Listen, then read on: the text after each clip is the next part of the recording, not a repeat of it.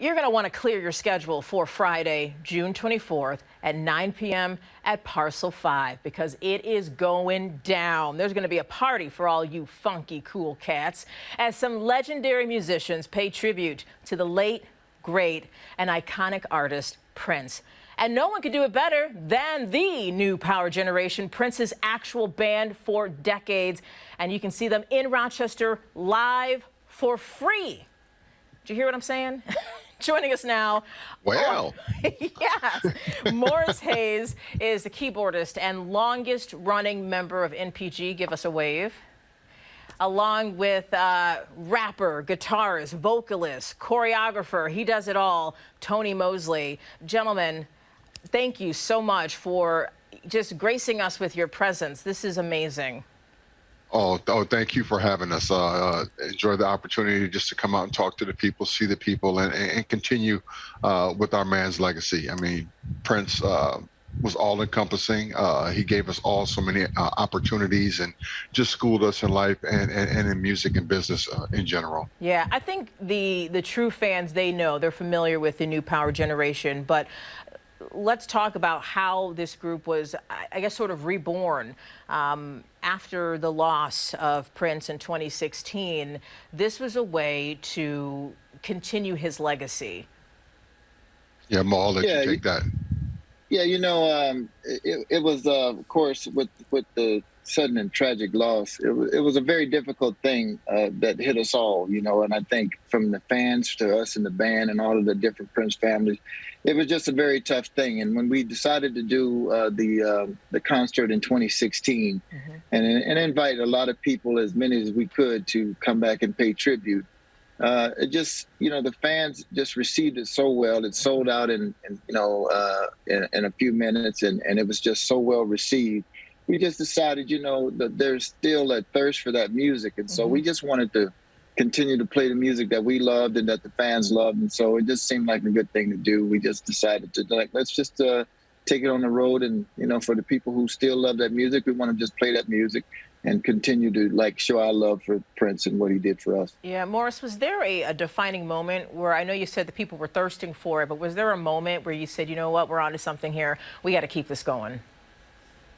Yeah, I'm telling you, when we got to the end of that concert, it was one of the hardest things I think I've ever done. It was quite an undertaking. I know we only had a few weeks to kind of like pull this thing together, but it was at the end of the show, there wasn't a dry eye that I could see anywhere. And I saw Stevie Wonder crying. I saw my drummer, Michael Bland, crying. I've never seen him cry at all. But everybody just had tears running because, you know, it was just such a powerful event. And I think 5 hours and 52 songs. Yes. Wow. And we still miss some. Yeah. Wow. And still, one of the biggest things I had said to me was like, oh my gosh, that was amazing. But you didn't play this, and you did at least, I mean, there's so many greats. People. Yeah, there's so many greats. How do you? Prince used to say it. Yeah. Prince used to say it all the time. He'd say, Morris, I got too many hits and too little time. You know, he would say that, you know, he would say that all the time. I got too many hits. And so it was true. You know, this man was prolific as a writer and as a musician.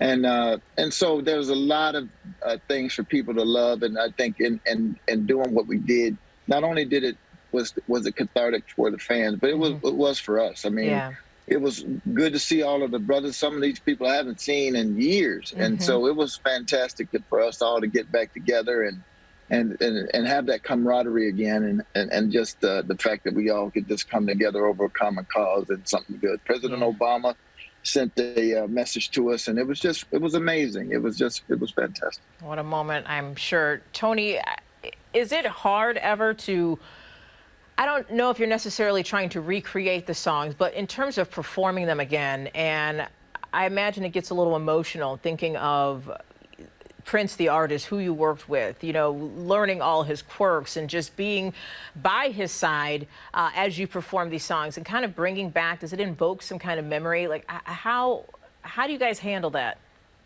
Absolutely. As Morris stated, some of us hadn't seen each other or performed with each other for like over, 15, 20 something years. And that celebration that Morris was just speaking of was one of the instances I had totally walked away from the from performing, and coming back to that and seeing everybody again. But as you start to go through these songs, there's certain cues and things that you knew you expected him to be there, or he was giving you a certain sign there, and it was trying to get used to who was going to fill that hole, right? No one can fill it, but I think we all just joined in together and got through, and just looked at each other for strength and cues that we knew were going to be there. Being up front with him majority of the time, we played off of each other a lot, right? Damon, Kirk, myself, and and Prince, we all played off each other a lot. So that was probably the biggest adjustment that we had to make, especially coming back. I think we've been at this now for about, we'd say, 4 or 5 years now, and it hasn't gotten any easier. It's gotten better as we continue to work through things. But again, you'll never fill that hole. Yeah. We're going to talk in a minute about who you have now that's kind of assuming that role, because you're right, you can never fill that role. But I wanted to ask you, Morris, about just what is it like to be a part of something like this? When you think about Prince's music and how it is, any one of his songs, you'll find someone out there that says, I remember when I first heard that song, or how it made me feel, or where I was. What is it like to be a part of that your music helps just bring up these emotions in people and it takes them back, Yeah, music is a couple of things, really. Number one, it's a time machine. Music is a time machine. It's the sort of thing that whenever we hear a certain song, it just transports us to a place. It takes us back to a time and a place. And a lot of times where we had like these fond memories. And so that's what music is able to do. That's what it's always been able to do in times of crisis, in times of like whenever, economies are bad and the Great Depression, the entertainment industry was strong because people needed an escape. Right. That's one thing. And I think the other thing is that music is medicine. It's just a healing type of thing. And it's like the one thing that we can all just kind of embrace. And I don't care what your disposition is. Mostly everybody I know loves some form of some type of music. And it turns out to be the kind of thing that people use as a salve to kind of like to regain humanity some kind of way. It's always been a platform for change and for to motivate people to do things. So it's just a powerful thing. And when you have somebody like Prince, who's written all of these incredibly poignant songs and all of these things that he's written over the years, and just so many, it's just, it touches so many people in so many different ways. And so I'm just honored myself. I know I can speak for the rest of my band members and my bandmates that we're honored to be a part of such a legacy and such a wonderful craft that we could just be able to bring this to people and have people for a minute forget about politics, religious leanings or whatever it is, and just coming together and have a good time. Prince used to say that all the time. He said, look at us all in here and we're having a good time, and how come we can't go outside and do that? And that was one of my favorite parts in the show, and that's something that we want to try to portray and that we not portray, but that we want to project and put out there like that. We want everybody to come together and we have a good time in the name of music. Yeah, it's such a gift that you give to us. And what I love about his music, too, is that you bringing together whites, blacks, everyone. And you're fusing together different genres, too, that a lot of people didn't. Maybe a lot of people of color didn't grow up on rock and roll, but maybe they got that introduction in, the guitar from Prince. Sure. I want to talk about, who is your official lead singer now? Who is taking that role? Not filling the gap by any means, but I think you guys found something special with Mackenzie. For people who might not know, was on America's Got Talent. Describe what it was like finding him, or how did he come to you all? Go ahead, Tony. You want to? Well, yeah, I think so. Jill, our manager, found him on social media and shot us over some notes and just some footage and said, hey, what do you guys think about this cat? And our main purpose, again, was not trying to find someone who could act like or recreate Prince. It was someone who was his own personality, who just brought something different to the table, right? So we've had a lot of people who auditioned, and they just, I think they were trying to be more be Prince than to bring their own thing to the table. And once we saw Mackenzie, we said, yeah, let's get this cat a try. And we brought him into a rehearsal, and he was just so humble when he came through the door. And I remember we went into one song. I don't recall what the song was, but I think the first few notes that came out of his mouth, I looked back at Mo and I looked at Levi, and we just had that nod, like, yeah, this is the one right here, right? And so, and I think that's the main thing that we even hear from fans is, he's not trying to be Prince. Yeah, and that's the key, really. Tony's exactly right. I mean, I think one of the fine lines that we had to walk was, Prince fans are pretty fervent fans, and I know with us, we're not trying to find a clone of Prince. We cannot, you cannot do it. It's the impossible mission. So that's not the thing. It's his interpretation of these great songs, and what he manages to do is to be entertaining and to interpret the songs in his own way, but still keeping true to what the music is. Because one thing Kirk would say all the time is the music plays itself, and really that's what happens with this music. It plays itself. If we play it right, then people are going. I mean, we're the cats who played it, and so if we play it right, then it's going to translate the same way that it used to translate with Prince. And what Mackenzie does is put a face on the music as its current, without Prince being here. And I think he does a great job of doing that. He's exciting. He's got a great stage presence, and he's got a killer voice. And so those are all the components that you really need in order to really make this music just sing. And I think he does a great job with that. And Simon Cowell was left speechless, and that rarely happens. So, let me tell you something. To get a standing ovation, I was playing keyboards with Mac that day, and I'm telling you, I was, I'm nervous because, Simon is hard. He'll light you up. So, So to get a standing note from him and everybody on the panel, it was amazing. I mean, he did a great performance with the song, and I think they really knew that this kid had talent. It just fits. All right, I have to ask, because I'm sure a lot of people, we don't really get to talk to, members who work closely with Prince. And so a lot of fans want to know, what was Prince like? What was it like to work with him? What was it like just to hang out with him? Maybe you weren't in the studio one day. What are some of your favorite memories? Tony, I'll start with you. I'd have to say probably not only was he a friend, but he was a mentor, and he was a teacher, right? But my favorite thing about him probably was his laugh, right? His sense of humor. He was a jokester. So just hanging out outside of the music, I mean, he had this gut-busting laugh that whenever you got him, it came out, and those are the times that I think I cherish the most. Yeah, Morris. It's funny because Tony's exactly right. That's all the interviews that I do, and they ask that question, that's the same thing. The thing as much music as we did, the Super Bowl and all the award shows, all the different concerts was all really cool. But the thing I missed the most is just when we were around the studio like a bunch of kids. Like I would say something funny, and this dude would take off running down the hall like we like kids, man. And he'd just be laughing, and he had the greatest When he did his belly laugh, it was like, ha, ha, ha, ha, ha. And it's just like, it was the funniest thing ever. And for a guy with that much pressure and that much stress, he's dealing with a lot of people. He's dealing with record labels. He's dealing with all of these folks in the industry.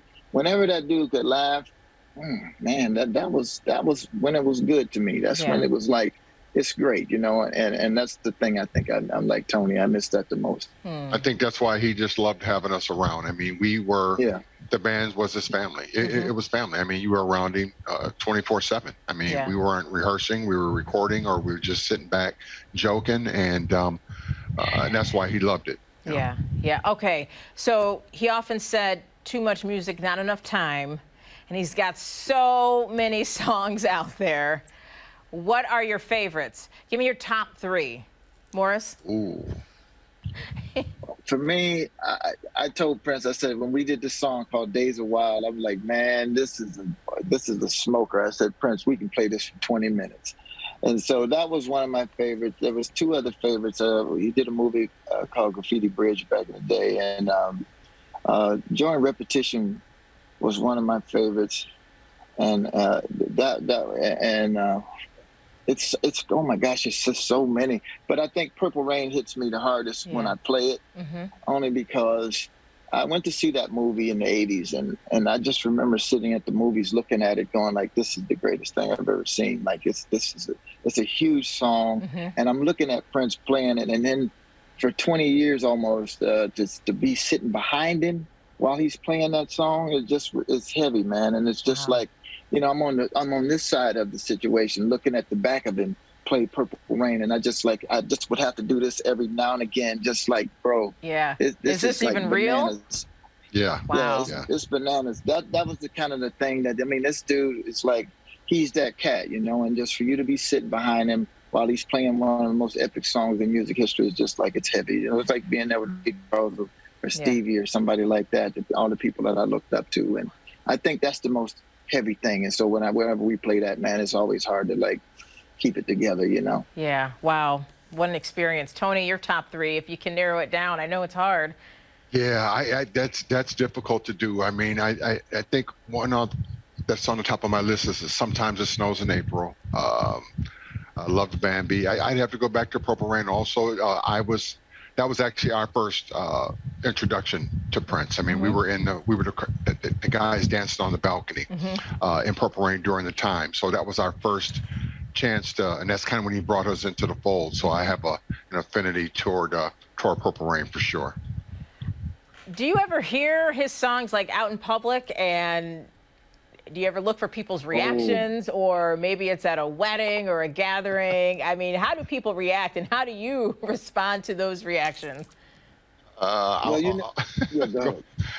say that yes, you do hear it when it's out, or if you're somewhere and you see you're at a bar, live band playing, and they'll go into a rendition, and I try my best. I respectfully, I'll probably get up and walk to the bar or something like that, because you can read my face. If it ain't right, and you know, you kind of turn your head to the side and go, ooh, that ain't quite it, you know.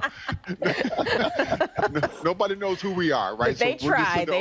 Right? They're trying to get it. So I'll kind of get up and walk away for a second. Yeah. Yeah, it's funny because Prince would tell me sometimes we'd be working on music like in the studio, you know, when we're in the recording mode, and like he'll give me some kind of weird part or something like that, and I'll be like scratching my head like, oh. And he says, "Oh, Morris, you're gonna love it when you go just sitting in your car and somebody pull up next to you and the song is playing. You just gonna love it. Don't even worry about it, you know." And when it happened, it was like, wow, you know, because it's crazy. Like, you know, you in the studio, you're working on it, and Tony knows this. I mean, Tony got hits.